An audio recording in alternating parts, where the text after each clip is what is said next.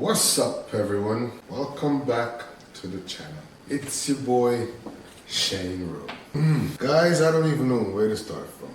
It's gonna be a long season. I had a lot of hopes for this season going into the first half of the transfer market, and by the fourth game of the season, all hope is lost. Where do we even begin? Let's begin at the starting lineup. Onana in goal. Wan-Bissaka was available, but didn't start on the right. I don't understand. Martinez and Lindelof in the center, and Reguilon played on the left side of the defense. Had a really good game. Slot right into the team. I was really impressed by his play. So yeah, good game for Reguilon. Casemiro in the middle with McTominay, and Arisen in behind the number 9 with Rashford out left and Bruno out wide and Højlund spearheading the attack. Now guys, I'm gonna be honest with you. You tell me what you think about the starting lineup, because I wasn't a fan of it at all. Wan-Bissaka, I don't know why he didn't play.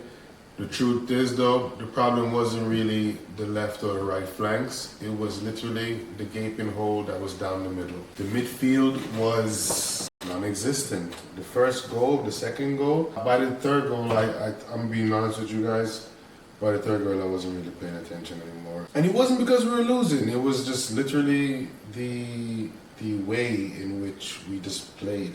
Like, we look slow. I don't know what they're doing in training, but this can't be what they're doing in training, because there's no way this is working. Like, the ball is in the back half of the field for most of the game. When we get the ball in the midfield, it moves slow, then it goes backwards. There's no penetration, and this happens because you put Bruno out wide on the left. At one point, he ended up at like a right back position.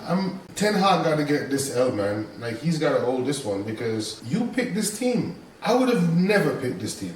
I don't think any United fan would have picked this team. Like, and if the team wasn't playing well, the substitutions were even worse. You put on Martial for Højlund, who was playing really well. He was probably one of the better players, except Reguilon, that played, had a decent game. Maybe we took him off because they know things that we don't know, and you don't want to push his injury. So maybe I can kind of understand that. But, you know, hindsight is 50-50, and looking back in hindsight, but during the process of the transfer window, you can tell it was just going a bit awry, because we needed a striker, kind of besides Højlund. We didn't get that. We needed a centre back. We got Johnny Evans, and no offense to anyone, but you know what I mean? We got Amrabat, which is injured.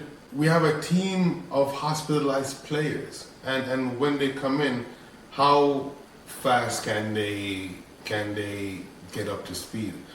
So by the time Christmas rolls around, we could be in 8th place. We could be in like 15th place the way we're playing. Casemiro look a shell of the player that he was last season. Eriksen cannot take the creative load by himself.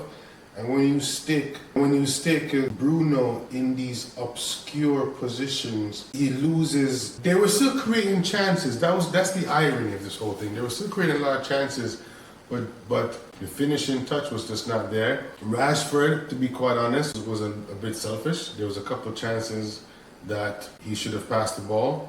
And guys, and I'm not whining, but I'm gonna be honest. I think we're getting cheated on some really messed up VAR calls. The Spurs game with the handball, the Arsenal game with the offsides, and now this game with the ball going over the line against Rashford. All these things change the game, and you know, maybe we have better luck coming games, but this one was a disappointment. And it was a disappointment because I don't think we had to go out like this. The one good sign was Hannibal, and maybe that is what we might need to look at in changing up some stuff, giving these younger guys some chance to do something, and we see what happens. I think even Casemiro is either he's nursing some kind of injury, man, or his fitness can't be that out of whack. But he's okay. He shows up in little areas of the pitch, but there's nothing there. This game, it was just a complete write-off. It was absolute write-off. There were so many things that went wrong. And again, we just did not control the midfield. And that's where the game is won or lost.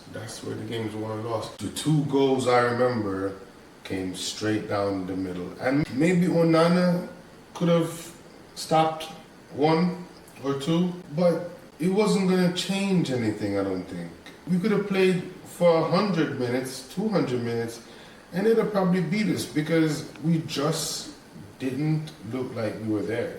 We didn't come to compete, you know? And of course, Welbeck scored the opener. I don't know, what do you guys think about the game? I was very disappointed, especially from the beginning. Just the lineup just didn't set the tone of the game. And what do you guys think about Bruno on the right side? Am I the only one who just cannot stand seeing him being on that right side? He's effective. They were creating. He wasn't effective. Scratch that. He was creating chances still, but I don't know, guys. I don't know.